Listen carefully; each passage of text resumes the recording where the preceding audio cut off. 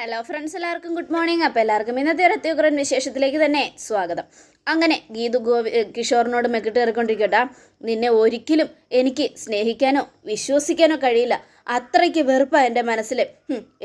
എന്തൊക്കെ സംഭവിച്ചാലും അവർണികയെ അവോയ്ഡ് ചെയ്യാനോ ആ കുഞ്ഞിനെ ഇല്ലാതാക്കാൻ ശ്രമിച്ചിട്ട് മറ്റൊരു പെണ്ണിന് പിന്നാലെ പോകാനാണ് നിന്റെ ഉദ്ദേശമെങ്കിൽ പിന്നെ നീ ഈ ലോകത്ത് ജീവിച്ചിരിക്കില്ല കിഷോർ എന്നും പറയുവാണ്. അത് കേട്ടതും അങ്ങനെയൊന്നും ഞാൻ ചെയ്യില്ല മാഡം, ഉറപ്പായിട്ടും ഞാൻ അവർണികയെ സ്നേഹിച്ചോളാം, എൻ്റെ ഉള്ളം കൈ കൊണ്ട് നടന്നോളാം.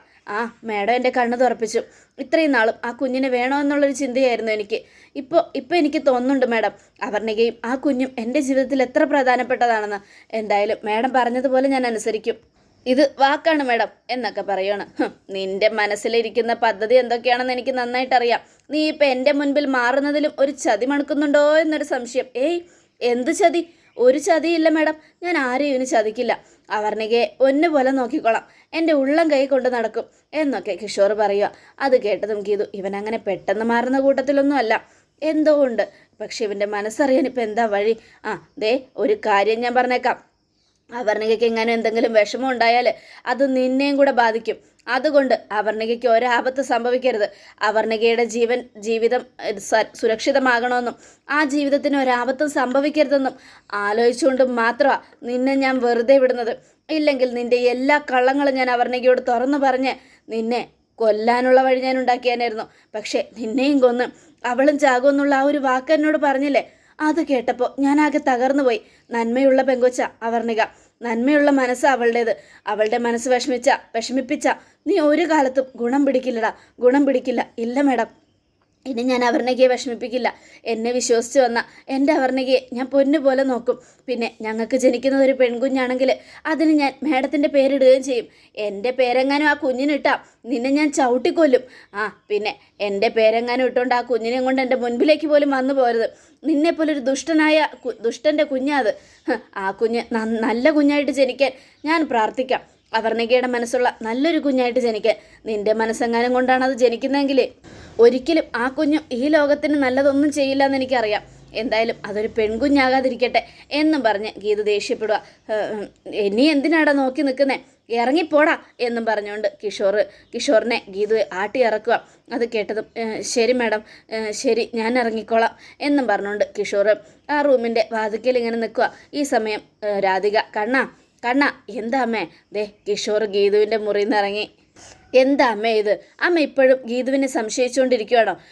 എന്നൊക്കെ പറഞ്ഞുകൊണ്ട് ഗോവിന്ദ് ആ ലാപ്ടോപ്പിലേക്ക് നോക്കുക.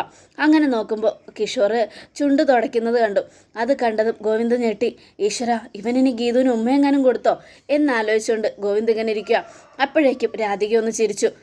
അവൻ്റെ വരവും പോക്കൊന്നും അത്ര ശരിയല്ലല്ലോ കണ്ണ. എൻ്റെ അമ്മ വെറുതെ എന്തിനാ ഇങ്ങനെ സംശയിക്കുന്നേ? ആ കാര്യങ്ങളൊക്കെ അങ്ങോട്ട് വിട്ടേക്കും. കിഷോർ പല പ്രാവശ്യം ഗീതുവിൻ്റെ മുറിയിലേക്ക് കയറി ഇറങ്ങുന്നുണ്ട്. എന്തായാലും എനിക്കിതറിയില്ല, എന്തായാലും കണ്ടുപിടിച്ചേ മതിയാകൂ. അമ്മ എന്തൊക്കെയായി പറയുന്നേ? എനിക്കൊന്നും മനസ്സിലാവുന്നില്ലല്ലോ. എൻ്റെ കണ്ണ, നീ ഒരു പൊട്ടനായി പോയല്ലോ. സ്വന്തം ഭാര്യയെ ഇങ്ങനെ സ്നേഹിച്ചിട്ട് അവസാനം അവൾ നിന്നെ ചതിക്കുമെന്ന് എനിക്ക് തോന്നുന്നേ. നോക്കിയേ, കിഷോർ കുറേ നേരമായി അവിടെ കയറി ഇറങ്ങുന്നു. അവൻ്റെ പോക്കും വരവൊന്നും ശരിയല്ലെന്ന് ഞാൻ പറഞ്ഞപ്പോൾ നീ വിശ്വസിച്ചില്ല. എന്തായാലും എന്തോ രഹസ്യം നടക്കുന്നുണ്ട്.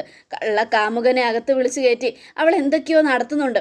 അതുകൊണ്ടാണ് ആ മുറിയിലെ CCTV മാത്രം പോയത്. ആ ക്യാമറ എന്താ വർക്ക് ചെയ്യാത്തതെന്ന് നീ കണ്ടുപിടിക്കണം കണ്ണ. ഞാനത് വിട്ടു, അമ്മ മിണ്ടായിരിക്കമ്മേ എന്നും പറഞ്ഞുകൊണ്ട് ഗോവിന്ദ് ഫോൺ എടുത്ത് ആരെയോ ഫോൺ വിളിച്ച് സംസാരിക്കുക. അപ്പോഴേക്കും കിഷോർ നമ്മുടെ അവർണികയുടെ അടുത്തെത്തി. അവർണികയുടെ അടുത്ത് ചെന്നിട്ട്, നിനക്ക് ക്ഷീണം വല്ലതും തോന്നുന്നുണ്ടോ അവർണിക? അപ്പോൾ അവർണികയ്ക്ക് സന്തോഷമായി. ഇല്ല കിച്ചു. പിന്നെ ഇടയ്ക്ക് ഇങ്ങനെ ഛർദ്ദിക്കാൻ വരുമെന്നൊക്കെ പോലെ തോന്നും, ഭക്ഷണം വേണ്ടെന്നൊക്കെ തോന്നും. എന്താണെങ്കിലും എന്നോട് പറയണം കേട്ടോ. നീ കുറച്ച് നാൾ വീട്ടിൽ റെസ്റ്റ് എടുക്കുന്നതായിരിക്കും നല്ലത്. അതിൻ്റെ ഒന്നും ആവശ്യമില്ല കിച്ചു എന്നും പറഞ്ഞുകൊണ്ട് ഇങ്ങനെ നോക്കുക. എൻ്റെ മനസ്സ് മാറി അവർണിക. ഗീതാഞ്ജലി മാഡം എൻ്റെ മനസ്സ് മാറ്റി. നിന്നെ ഇനി ഞാൻ പൊന്നുപോലെ സ്നേഹിക്കും. സ്വന്തം ഭാര്യയെ സ്നേഹിക്കാൻ മറ്റൊരാളുടെ ഉപദേശം വേണ്ടി വന്നു അല്ലേ കിച്ചു? അങ്ങനെയൊന്നുമല്ല, എനിക്ക് സ്നേഹമുണ്ട് അവർണിക. പക്ഷേ എങ്ങനെ അത് കാണിക്കണമെന്ന് എനിക്കറിയില്ല. അതുകൊണ്ടാണ് ഞാൻ ഇങ്ങനെ ആയിപ്പോയത്. സോറിടാ എന്നൊക്കെ പറഞ്ഞുകൊണ്ടിരിക്കുക. പിന്നീട് കാണിക്കുന്നത് നമ്മുടെ രാധിക പെട്ടെന്ന് തന്നെ സുവർണയെ വിളിക്കുകയാണ്. സുവർണയെ വിളിച്ചിട്ട്, ഹലോ സുവർണ, എന്താ മാഡം? പെട്ടെന്ന് തന്നെ കിഷോറിനോട് ഇങ്ങോട്ട് വരാൻ പറ. ശരി മാഡം എന്നും പറയുക. അപ്പോൾ കിഷോറിൻ്റെ അടുത്ത് നിന്നിട്ട് സുവർണ, ഇനിയാണ് നമ്മുടെ പ്ലാൻ ഇത് യഥാർത്ഥത്തിൽ കളിക്കേണ്ടത്. എന്തൊക്കെ സംഭവിച്ചാലും ഇനിയുള്ള കളി ഭയങ്കര റിസ്ക് ആയിരിക്കും. ഒരു റിസ്ക്കും ഇല്ല. ഞാൻ ചെയ്യുന്നത് ഞാൻ കൃത്യമായിട്ട് ചെയ്തിരിക്കും. ഏത് വേഷവും എനിക്ക് ചേരും. എന്നാൽ പിന്നെ ചെല്ല്, മാം വിളിക്കുന്നുണ്ട്. അത് കേട്ടതും കിഷോർ പെട്ടെന്ന് തന്നെ അങ്ങോട്ട് ചെന്നു. എന്താണ് മാഡം, എന്തിനാ എന്നോട് വരാൻ പറഞ്ഞത്? വരാൻ പറഞ്ഞത് ഞാൻ തന്നെയാണ്. പക്ഷേ അതെന്തിനാണെന്ന് ഞാൻ നിന്നോട് ചോദിക്കണോ? നിനക്കറിഞ്ഞൂടെ? ഇല്ല മാഡം, മാഡം എന്നെ വിളിച്ചതെന്തിനെന്ന് എനിക്കറിയില്ല. നീ എന്തിനാടാ ചുമ്മാ ഗീതുവിൻ്റെ ക്യാബിനിലേക്ക് പോകുന്നേ? അത് കേട്ടതും അത് പിന്നെ മാഡം വിളിച്ചിട്ടാണ്. അതെ, നിൻ്റെ ബോസ് അവർണികയല്ലേ? ഇല്ലല്ലോ, എൻ്റെ ബോസ് ഗീതാഞ്ജലി മാഡം അല്ലേ?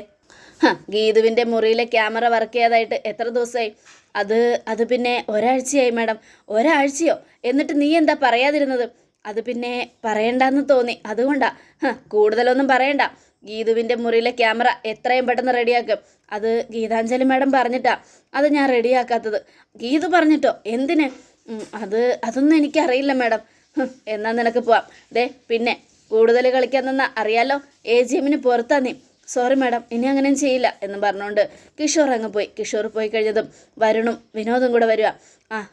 അമ്മേ, ഗോവിന്ദേട്ടാ, ഇത്രയും പ്രശ്നങ്ങൾ ഇവിടെ ഉണ്ടായതും എനിക്കെതിരെ തെളിവുകൾ ശേഖരിച്ചത് ആരാണെന്നും വിനോദ് കണ്ടെത്തിയിട്ടുണ്ട്.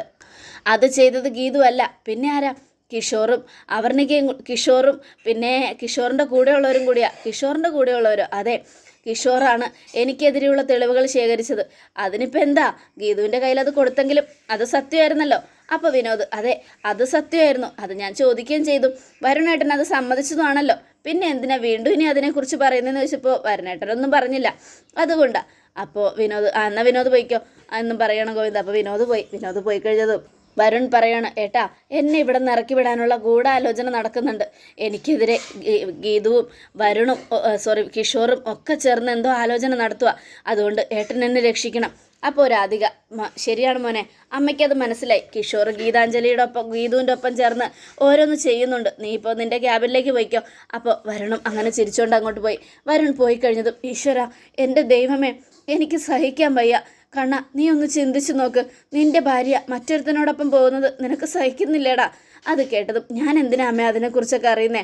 എനിക്കൊരു വിഷമവും ഇല്ലമ്മേ എന്നൊക്കെ പറയുക. ഈശ്വര, നിനക്ക് വിഷമമില്ലെങ്കിലും നിൻ്റെ അച്ഛൻ്റെ ആത്മാവിധ സഹിക്കോ? അങ്ങേരുടെ മനസ്സ് എന്തുമാത്രം വേദനിക്കും എന്നും പറഞ്ഞുകൊണ്ട് ഇരുന്നോടത്തൊന്ന് എഴുന്നേറ്റ് മാധവൻ്റെ മുന്നിൽ പോയി നിൽക്കുക. മാധവേട്ടാ, ഞാനിരിക്കുന്ന സ്ഥാനം അവൾക്ക് കൈമാറിയത് തെറ്റായിപ്പോയോ? എന്തൊക്കെ സംഭവിച്ചാലും അവളിങ്ങനെ ചെയ്യാൻ പാടില്ലായിരുന്നു. എൻ്റെ മോനെ അവൾ പൊന്നു പോലെ നോക്കുമെന്ന് കരുതിയാ ഞാൻ എൻ്റെ ചെയർമാൻ കസേര അവൾക്ക് ഒഴിഞ്ഞു കൊടുത്തത്. വീട്ടിൽ എൻ്റെ മോനെ ഞാൻ നോക്കുന്നത് അവൾക്ക് വിട്ടുകൊടുത്തത്. എന്നിട്ടും അവളിങ്ങനെ എൻ്റെ മോനെ ചതിച്ച അതെങ്ങനെ ശരിയാവും എന്നൊക്കെ പറഞ്ഞുകൊണ്ട് കണ്ണുനീര് തുടച്ചു കളയുക. ഈ സമയം ഗോവിന്ദനും അത് കണ്ട് ഭയങ്കര സങ്കടമായി. തിക ഒഴുക്കുന്നത് കള്ളക്കണ്ണീരാണെങ്കിലും അത് സത്യസന്ധമായിട്ടുള്ള കരച്ചിലാണെന്ന് ഗോവിന്ദ് തെറ്റിദ്ധരിച്ചു. എന്നിട്ട് അമ്മയോട്, അമ്മ വിഷമിക്കേണ്ട, ഞാൻ നോക്കിക്കോളാം. എന്തായാലും ഇതിനുള്ളൊരു തീരുമാനം ഞാൻ എടുക്കുന്നുണ്ട്. അമ്മ ധൈര്യമായിട്ടിരിക്കേ. ഇതേ സമയം പിന്നീട് കാണിക്കുന്നത് കിഷോറിനെയാണ്. കിഷോർ അവർണികയോട് ചെന്നെല്ലാം പറയുക. അവർണിക, നമ്മുടെ ജീവിതം സന്തോഷമാക്കാൻ ഗീതാഞ്ജലി മാഡം ഒരുപാട് കഷ്ടപ്പെട്ടു. പക്ഷേ നമ്മുടെ ജീവിതം നല്ല സന്തോഷത്തിലാകുമ്പോൾ ഗീതു മാഡത്തിൻ്റെ ജീവിതം സങ്കടത്തിലാകുമെന്ന് എൻ്റെ പേടി. അതെന്താ കിച്ചു അങ്ങനെ പറഞ്ഞേ? അത് പിന്നെ രാധികാമ്മയും ഗോവിന്ദ് സാറൊക്കെ കൂടെ ഒരു തീരുമാനം എടുത്തിട്ടുണ്ട്. വരുണേട്ടനെതിരെയുള്ള തെളിവുകൾ എങ്ങനെയാണ് ഗീതു മാഡം കണ്ടുപിടിക്കുന്നതെന്ന് അന്വേഷിക്കണമെന്ന്. അത് രഹസ്യമായിട്ട് ഇത് അവർണിക പോയി പറയണം ഗീതു മാഡത്തിനോട്. അത് കേട്ടതും, അവർക്കറിയില്ലല്ലോ നമ്മൾ തമ്മിൽ ഒരുമിച്ചാണ് ഇത് ചെയ്യുന്നതെന്നും. അതുകൊണ്ട് അവർണിക ഞാൻ പറഞ്ഞത് ഗീതാഞ്ജലി മാഡത്തിനോട് പറയണം, ഒന്ന് സൂക്ഷിക്കാൻ. രാധിക മാഡം ശരിയല്ല, അതുകൊണ്ടാണ് ഞാൻ പറഞ്ഞത്. പിന്നെ ഗീതുവിൻ്റെ കൂടെ ഏതു നേരവും നടക്കുന്നത് നീയാണല്ലോ. അതുകൊണ്ട് നിന്നെ കൊണ്ടുള്ള രഹസ്യങ്ങളൊക്കെ അറിയാൻ വേണ്ടിയാണ് ഗോവിന്ദ് സാറിൻ്റെയും രാധിക മാഡത്തിൻ്റെയും ചിന്ത. അത് കേട്ടതും, അങ്ങനെയൊന്നും ഞാൻ ഗീതാഞ്ജലി ഒറ്റിക്കൊടുക്കില്ല.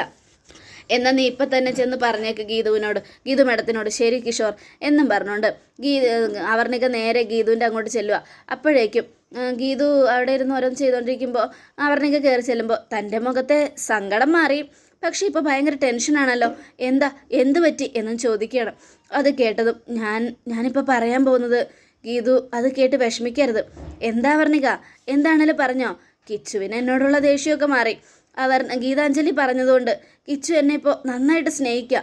ഇപ്പോൾ വന്ന് എന്നോട് ചോദിച്ചു, തനിക്ക് ക്ഷീണമുണ്ടോ, തലകറക്കമുണ്ടോ, ഛർദ്ദിക്കാൻ വരുന്നുണ്ടോ എന്നൊക്കെ. അത് കേട്ടതും എനിക്ക് ഭയങ്കര സന്തോഷമായി.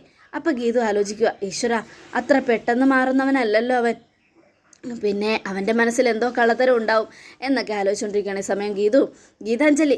എന്താ വർണിക? പിന്നെ ഞാനൊരു പ്രധാനപ്പെട്ട കാര്യം പറയാൻ വന്നതാ. എന്താ വർണിക? അത് പിന്നെ ഈ കാര്യം ഞാൻ ഗീതാഞ്ജലിയോട് പറഞ്ഞെന്ന് ഗോവിന്ദ് സാറോ രാധിക മാമോ അറിയരുത്. പറഞ്ഞോ? രാധിക മാം ഇവിടെ കിടന്ന് ചുറ്റിക്കളിക്കുമ്പോഴേ എനിക്കറിയാം അവരെന്തെങ്കിലും പ്രശ്നം ഉണ്ടാക്കി കാണുമെന്ന്. എന്താണേലും പറഞ്ഞോ വർണിക. പിന്നെ നമ്മൾ വരുൺ സാറിനെതിരെ തെളിവുകൾ ഉണ്ടാക്കിയില്ലേ? ഉണ്ടാക്കി. അതൊക്കെ എങ്ങനെയാണെന്നും രാധിക മാമിനെതിരെയും വരുൺ സാറിനെതിരെയും ഗീതാഞ്ജലി എങ്ങനെയാണ് തെളിവുകളൊക്കെ ഉണ്ടാക്കാൻ പോകുന്നതെന്നും രഹസ്യമായിട്ട് അന്വേഷിക്കുക. ഇത് അവർണികയോട് ആരാ പറഞ്ഞേ? ഇതിപ്പോൾ ഞാൻ അറിഞ്ഞ വിവരമാണ്. ഞാൻ ഈ അറിഞ്ഞത് ഗീതാഞ്ജലിയോട് പറയുക. പിന്നെ ഗീതാഞ്ജലിയുടെ ബെസ്റ്റ് ഫ്രണ്ട് ഞാനായതുകൊണ്ട് എന്നിൽ നിന്നെല്ലാം ചോദിച്ചു മനസ്സിലാക്കാനാണ് അവർ കരുതിയത്. പക്ഷേ അത് നടക്കില്ലെന്ന് അവർക്കറിയില്ലല്ലോ. നമ്മൾ മൂന്നുപേരും കൂടെ ചേർന്നല്ലേ ഇതൊക്കെ ചെയ്യുന്നേ. എന്തായാലും ഞാൻ ഒറ്റ കൊടുക്കില്ല. ഈ കമ്പനിയുടെയും അറയ്ക്കൽ തറവാടിൻ്റെയും ശത്രുവായ വരുണും പിന്നെ രാധികാമ്മയൊക്കെ പുറത്തു പോകുന്നത് എനിക്കും കാണണം. ഗീതാഞ്ജലി സമാധാനത്തോടെ ജീവിക്കുന്നത് എനിക്ക് കാണണം. അത് കേട്ടതും പേടിക്കേണ്ട അവർണിക, അങ്ങനെയൊക്കെ തന്നെ ഉണ്ടാവും. അവർണിക വിഷമിക്കൊന്നും വേണ്ട. പക്ഷേ എല്ലാ കാര്യങ്ങളും ചെയ്തു കൂട്ടിയിട്ട് അവസാനം വരുണും രാധികാമ്മയും അറയ്ക്കൽ തറവാടിൻ്റെ പുറത്തു പോകുന്നത് കാണാൻ എനിക്ക് ധൃതിയായി. പക്ഷേ അവരതെങ്ങനെ ഫേസ് ചെയ്യുമെന്ന് ഓർക്കുമ്പോഴാണ് എൻ്റെ ടെൻഷൻ. അത് കേട്ടതും അവരെ ഇറക്കി തന്നെ വിടണം. അവരെ ഒരിക്കലും സന്തോഷിക്കാൻ അനുവദിക്കരുത്. ഗീതാഞ്ജലിക്കെതിരെ ഇത്രയും ഗൂഢാലോചനകൾ നടത്തുമ്പോൾ ഗീതാഞ്ജലി വെറുതെ വിടാനും പാടില്ല. അത് ഞാൻ ഉദ്ദേശിക്കുന്നുമില്ല വർണിക എന്നൊക്കെ പറഞ്ഞ് നമ്മുടെ ഗീതു ഭയങ്കര ത്രില്ലോടുകൂടെ ഇങ്ങനെ നിൽക്കുക. എന്താണെന്നറിയില്ല, ഈ റൂമിൽ വരുമ്പോൾ എപ്പോഴും നല്ല ചന്ദനത്തിൻ്റെ സുഗന്ധമാണ്. അതുകൊണ്ടാണ് ഞാൻ ഇങ്ങോട്ട് വന്നുകൊണ്ടേ ഇരിക്കുന്നത്. അത് കേട്ടതും അത് വേറൊന്നും കൊണ്ടല്ല, ചന്ദനത്തിൻ്റെ പെർഫ്യൂമാണ് ഞാൻ അടിക്കുന്നത്, പേഴ്സണലാണേ. അത് കേട്ടതും വെറുതെ അല്ല, എന്ത് നല്ല മണമാണെന്നറിയാമോ? അതുകൊണ്ടാണ് ഞാൻ കൂടെ ഇങ്ങോട്ട് വരുന്നത്.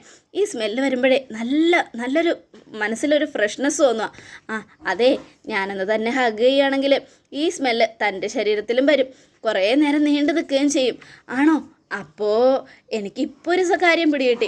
അതെന്താ? ഞാൻ ഇടയ്ക്കിടയ്ക്ക് ഗോവിന്ദ് സാറിൻ്റെ മുറി പോകുമ്പോഴേ ഈ ചന്ദനത്തിൻ്റെ സുഗന്ധം എനിക്ക് അനുഭവപ്പെടാറുണ്ട്.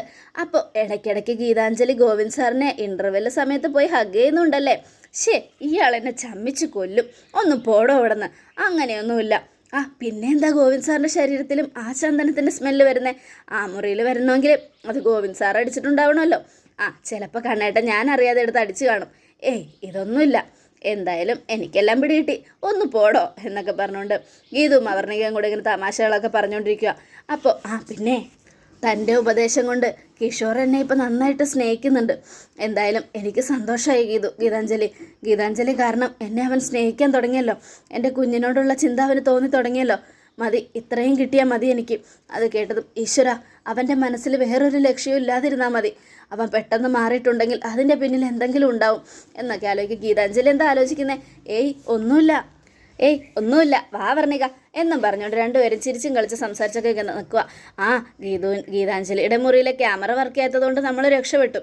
ഇല്ലെങ്കിൽ ഗോവിന്ദ് സാറ് വിചാരിക്കും നമ്മൾ എന്ത് രഹസ്യമാണ് പറയുന്നതെന്ന്. അതെന്തായാലും കണ്ണേട്ടൻ അങ്ങനെയൊന്നും വിചാരിക്കില്ല. കണ്ണേട്ടനൊരു പാവാന്നേ എന്നൊക്കെ പറഞ്ഞുകൊണ്ട് രണ്ടുപേരും കൂടെ ഇങ്ങനെ സംസാരിച്ചുകൊണ്ട് പോവുക. ഈ സമയം പിന്നീട് കാണിക്കുന്നത് വിജയലക്ഷ്മിയാണ്. വിജയലക്ഷ്മി റോട്ടിൽ കാത്തു നിൽക്കുക. ഈശ്വര, ഗോവിന്ദൻ്റെ കാർ ഇതുവരെ ഇങ്ങോട്ട് വന്നില്ലല്ലോ. അവൻ ഈ വഴിക്കാണല്ലോ വരുന്നത്, ഇനി വരില്ലേ എന്നൊക്കെ ആലോചിച്ചുകൊണ്ട് നിൽക്കുവാണ്. അപ്പോൾ ഡ്രൈവർ ഇങ്ങനെ വിജയലക്ഷ്മി തന്നെ നോക്കുക. ഈ മേഡം എന്താ ഈ റോട്ടിലിറങ്ങി ആലോചിച്ച് നിൽക്കുന്നത്? പക്ഷെ ഒന്നും ഡ്രൈവറോട് പറയില്ലല്ലോ. അപ്പോഴേക്കും ഗോവിന്ദൻ്റെ കാറ് കണ്ടു. ഗോവിന്ദൻ്റെ കാറ് കണ്ടതും വിജയലക്ഷ്മി നടുക്ക് ചെന്ന് വട്ടം നിന്ന് നിർത്ത് എന്ന് പറയുക. അപ്പോൾ ഗോവിന്ദ് കാറ് നിർത്തി. ഇവരെന്താ എൻ്റെ കാറിന് മുമ്പിൽ ചാകാൻ നടക്കുവാണോ എന്നും ഗോവിന്ദ് ദേഷ്യപ്പെട്ട് ഇങ്ങനെ ചോദിക്കാം. കണ്ണേട്ടനെ കാണാൻ വന്നായിരിക്കും, എന്തെങ്കിലും പറയാനുണ്ടാവും. പിന്നെ ആദ്യം കയറി ചെന്ന് കുറേ വെല്ലുവിളിച്ചതല്ലേ, അപ്പം പിന്നെ അനുഭവിക്ക് എന്നും ഗീതു പറയുക. അത് കേട്ടതും കാറിൽ നിന്നും ഗോവിന്ദ് ഇറങ്ങിയിട്ട് വിജയലക്ഷ്മിയോട്, നിങ്ങളെന്താ എൻ്റെ കാറിൻ്റെ മുൻപിൽ ചാകാൻ നോക്കുവാണോ? അത് അപ്പോഴേക്കും ഗീതുവും കാറിൻ്റെ ഡോറ് തുറന്നു. ഗീതുവിനെ കണ്ടതും വിജയലക്ഷ്മി, ദൈവമേ ഗീതു ഉണ്ടല്ലോ, എന്താ ഇപ്പം ചെയ്യുക എന്ന് ആലോചിക്കുകയാണ്. അപ്പോഴേക്കും ഗോവിന്ദനോട്, അത് പിന്നെ ഞാൻ നിൻ്റെ കാറാണെന്ന് അറിഞ്ഞില്ല മോനെ. എൻ്റെ കാറാണെന്ന് അറിയാതെയാണോ നിങ്ങൾ മുമ്പിലേക്ക് എടുത്ത് ചാടിയത്? വേറെ ആരെ കൊണ്ട് കുടുക്കി ചാടിക്കാനാ? ചാകണമെന്നുണ്ടെങ്കിൽ വീടിൻ്റെ ഉള്ളിൽ പോയി ചാകണം. അത് കേട്ടതും എന്താ കണ്ണേട്ട ഇത്? ഇങ്ങനെയൊക്കെയാണോ പറയുന്നത്? എന്താ അമ്മയ്ക്ക് എന്തെങ്കിലും കണ്ണേട്ടനോട് പറയാനുണ്ടോ? ഇല്ല മോളെ, എൻ്റെ കാറ് ബ്രേക്ക് ഡൗൺ ആയി, അതുകൊണ്ട് ലിഫ്റ്റ് ചോദിക്കാൻ വേണ്ടി നിന്നതാ, നിങ്ങൾ പോയിക്കോ. ഏയ് അതൊന്നുമല്ല, അമ്മ കണ്ണേട്ടനോട് എന്തോ പറയാൻ വേണ്ടി നിന്നതാ. എന്നെ കണ്ടുകൊണ്ട് അത് പറയണ്ടെന്ന് വിചാരിച്ചു. എന്തായാലും ഞാൻ മാറി നിൽക്കാം. അമ്മ കണ്ണേട്ടനോട് എന്താ പറയാനുള്ളതെന്ന് വെച്ചാൽ പറഞ്ഞോ, എനിക്കൊന്നും കേൾക്കണ്ട. ഇവർക്ക് എന്ത് പറയാനുണ്ടെങ്കിലും എന്നോട് പറയുകയും വേണ്ട.